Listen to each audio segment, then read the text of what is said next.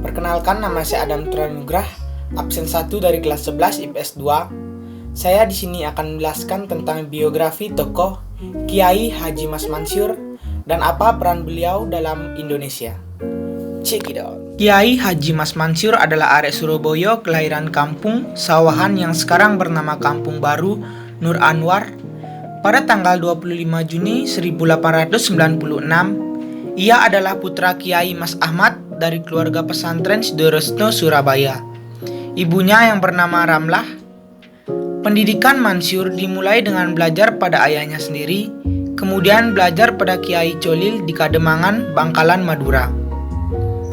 Umur 12 tahun ia dikirim oleh ayahnya ke Mekah untuk belajar di sana. Belum lama di sana, terjadilah peristiwa politik di negeri Saudi Arabia dan semua orang asing diperintahkan oleh Raja Syarif Husin di Mekah agar meninggalkan kota itu. Setibanya kembali di tanah air dari Jakarta, Kiai Haji Mansur tidak langsung pulang ke Surabaya, tetapi singgah di Yogyakarta pada Kiai Haji Ahmad Dahlan, pendiri Muhammadiyah, untuk memperkenalkan diri dan bersilaturahmi. Rupanya sejak di negeri Saudi Arabia sudah tertarik oleh Muhammadiyah yang didirikan Kiai Haji Ahmad Dahlan 3 tahun sebelum pulang. Sejak itu terjadilah hubungan erat antara Kiai Haji Mas Mansur dengan Kiai Haji Ahmad Dahlan, dan pada tahun 1921 Kiai Haji Mas Mansur pun masuk menjadi anggota Muhammadiyah.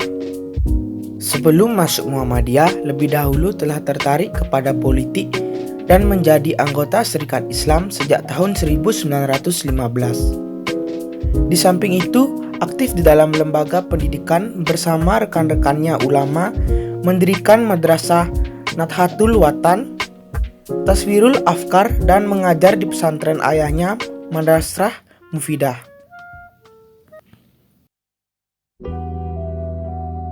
Perjuangan Kiai Haji Mas Mansur di bidang pergerakan kebangsaan, yaitu pada masa pendudukan Jepang. Ketika Jepang baru seminggu menduduki Indonesia, nama Mas Mansur muncul sebagai Menteri Agama dalam daftar susunan Kabinet Indonesia yang diajukan Abikusno Cokrosuyoso kepada penguasa pendudukan. Namun, susunan tersebut ditolak mentah-mentah oleh Jepang yang sejak semula tidak berniat untuk membebaskan Indonesia sepenuhnya. Pada tanggal 9 Maret 1943, Mas Mansur bersama Insinyur Soekarno, Mohatta, dan Ki Hajar Dewantara yang dijuluki 4 serangkai oleh Soekarjo Wiryo Pranoto menduduki posisi kunci utama dalam gerakan Putra atau Pusat Tenaga Rakyat yang diresmikan Gun Saikin di lapangan Ikada, Jakarta.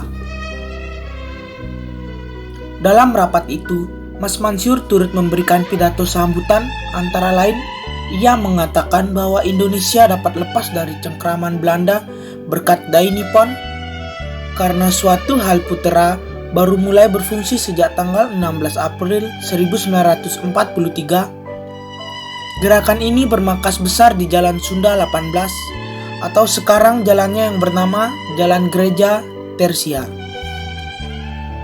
Pada pertengahan tahun 1943, Jepang mulai banyak mengalami kemunduran. Oleh karena itu, Jepang bersifat melunak terhadap bangsa-bangsa yang didudukinya. Sebulan kemudian, pada tanggal 17 Juli 1943, Perdana Menteri Toyo datang ke Indonesia.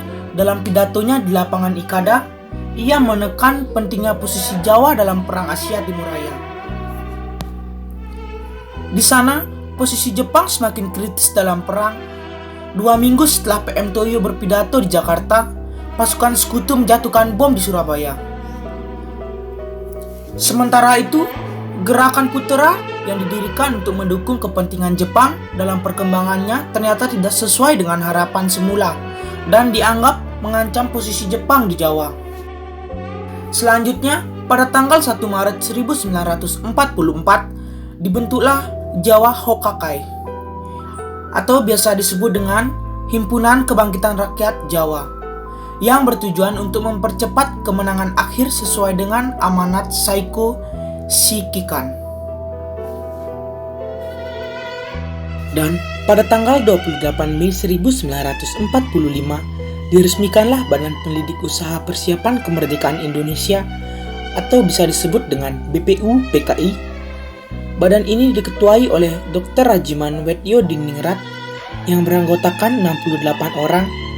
Badan ini melakukan persidangan 2 kali, yaitu pada tanggal 29 Mei sampai dengan 1 Juni 1945 dan 10 Juli sampai 16 Juli 1945. Kemudian pada tanggal 7 Agustus 1945, BPUPKI digantikan dengan Panitia Persiapan Kemerdekaan Indonesia atau biasa disebut dengan PPKI dengan Bung Karno sebagai ketuanya.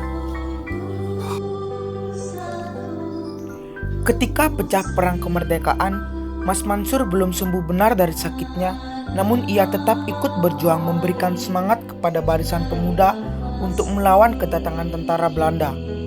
Akhirnya, ia ditangkap oleh tentara Nisa dan dipenjarakan di Kalisosok. Di tengah pecahnya perang kemerdekaan yang berkecamuk itulah Mas Mansur meninggal di tahanan pada tanggal 25 April 1946 dan jenazahnya dimakamkan di Gipo, Surabaya.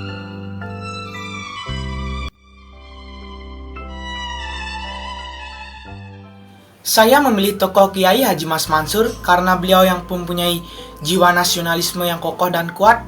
Beliau juga seorang wirausaha dan beliau juga sangat mencintai ilmu pengetahuan.